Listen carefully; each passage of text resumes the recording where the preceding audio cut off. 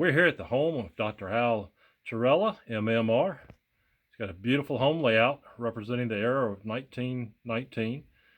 Al's been working on this railroad for over 25 years, so we're going to let Al tell you a little bit more about the railroad today.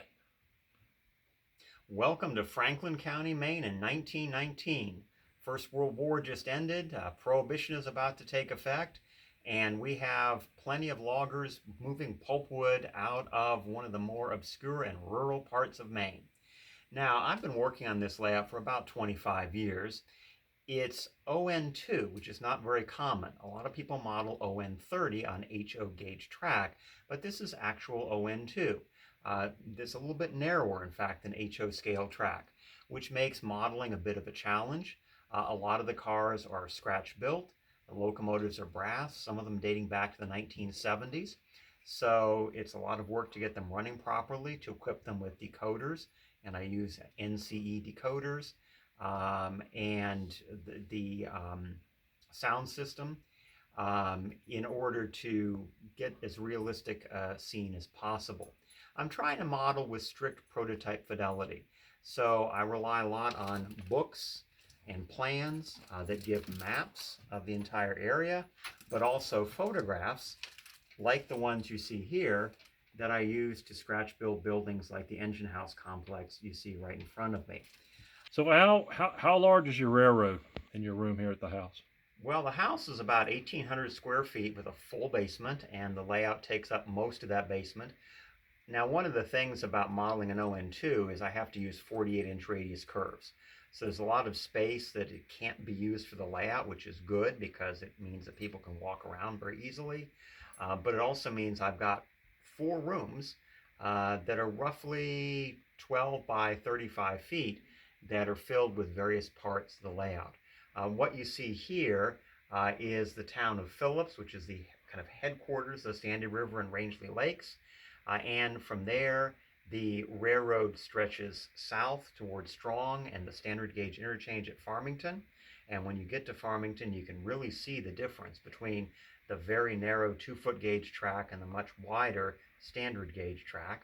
And then most of the railroad extends to the north around this way, eventually to the resort town of Rangeley and to the logging areas around Kingfield and Carabasset and Bigelow. This is one of my favorite scenes on the Sandy River and Rangeley Lakes layout. This is the junction of Strong. There are 3 lines converging here.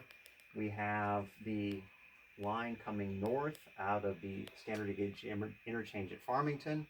It continues on north to Phillips and ultimately up to the resort town of Rangeley, and then the branch line that heads up that way for Kingfield and Bigelow.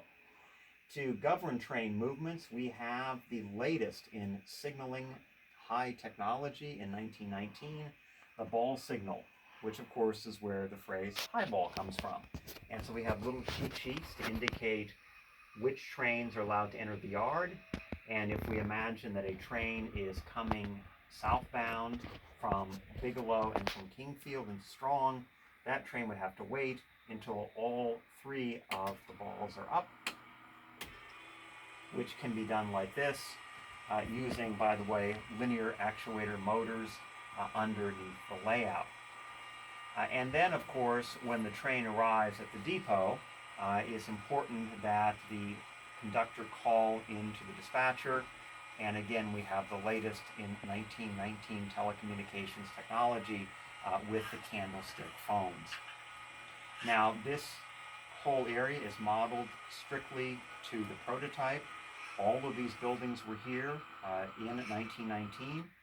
There is no selective compression. The buildings are modeled to the actual size it would be, including the Forster toothpick mill, which at one time produced more toothpicks, believe it or not, than any other facility in the world. A lot of people think that a narrow gauge 2-foot gauge layout like this, that this is kind of a quaint little backwoods operation, and to a certain extent it is. But at the height of the railroad's operation, the time when I model, Strong had 18 train movements a day going through. So this was a very busy railroad that was built to very high standards with a lot of steel bridges, brick structures like you see here, and very well maintained cars and locomotives. Well, Al, thank you for being a host on the Piedmont Pilgrimage this year, and tune in to see this as a virtual video, and we thank you very much. Extra 23 north, proceed to Strong, meet passenger 1 southbound.